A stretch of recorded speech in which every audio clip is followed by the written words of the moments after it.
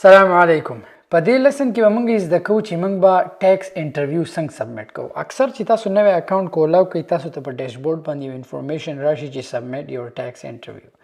موستلی د دې نه خلک ګبراویږي چې دا سری خو دا ډیر اسان سټیپ سي. هغه ستا نوم غواړي، ستا اډرس غواړي چې ته په کوم ملک کې ستا نه یو څو انفارمیشن غواړي، دومره ګران دغه نه. زموږ اکاونټ خو مخکې جوړ شوی دی، زه تاسو ته ایګزیکټ هغه سټیپ نشم ښوی، خو که تاسو ټیکس انفارمیشن ته ځئ نو اکاونټ سیټینګ ته لاړ شئ، اکاونټ انفو، نو لاندې را ټیکس انفارمیشن باندې چې تاسو کلیک کوئ تاسو ته به ټیکس انټرویو انفارمیشن راشي.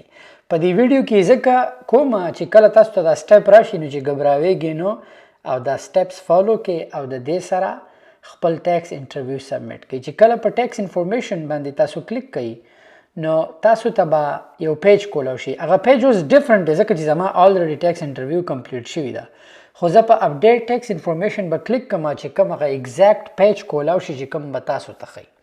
نو چې زه په اپډیټ ټیکس انفارمیشن باندې تاسو کلیک کوئ دلته ستاسو نه یو څو کوېسچنې کوي، وایي what is your tax classification، وایي ته بزنس یې که انډیویجول یې. نو موږ به انډیویجول څه وایو؟ شخصي چې ورته وایي.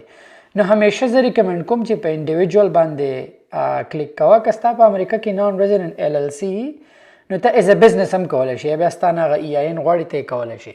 خو که ستا بزنس نه وي او ته په خپل پاسپورټ باندې کې نو همیشه انډیویجول سلیکټ کوه چې تا ته وروسته مسلې نه راځي او ته همیشه دا بدلولی شي.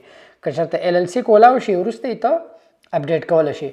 نو زه به کلیک کوم چې انډیویجول باندې. چې په انډیویجول کلیک کوم بیا به زما نه تپوس کوي چې آیا ته د امریکې سټیزن یا ګرین کارډ درسره شته یا نه. نو که ته د امریکې نه بهر یې پاکستان کې افغانستان کې نو زه به همیشه وایم چې نه زه نه یم. ټیک ده. چې زه کله په دې کلیک کوم بیا به په دې فل نیم کې به تاسو خپل نوم واچوئ. په دې کې بیا کمپنی نه استعماله. نو زه به تېره ایل ایل سی لر کوم بیا به وایي چې کنټري سټیزنشپ. نو زه که پاکستان افغانستان هغه ستا مرضي ده، نو زه به سلیکټ کوم چې زه پاکستان یم. لاندې به راشم پرمننټ ایډرس کې به هم پاکستان واچوم. صحیح ده. په دې کې به بیا زه خپل د کور پته هر څه واچوم. نو په دې فی الحال خو زموږ په کلیو کې ایډرسونه نشته، خو زه به هسې یو ایډرس واچوم چې زه تاسو ته دا پوره انفارمیشن باندې سلیکټ کړم. نو زه به واچوم اسلام آباد. لاندې ټول هسې آی ایس بي اچوم چې تاسو ته سټیټ په ایس بي او که زپ کوډ تاسو نه 000 یا د ګوګل نه راغستی شي او زه به په کنټینیو باندې کلیک چې کنټینیو کلیک کوم لاندې به راشم دا پیج چې دی سرټیفای به یې کوم اول په دې به ټیک کوم بیا به په سیګنیچر خپل نوم ټایپ کوم ان سبمیټ به یې کوم. بس دا ستاسو شوه ټیکس انټرویو.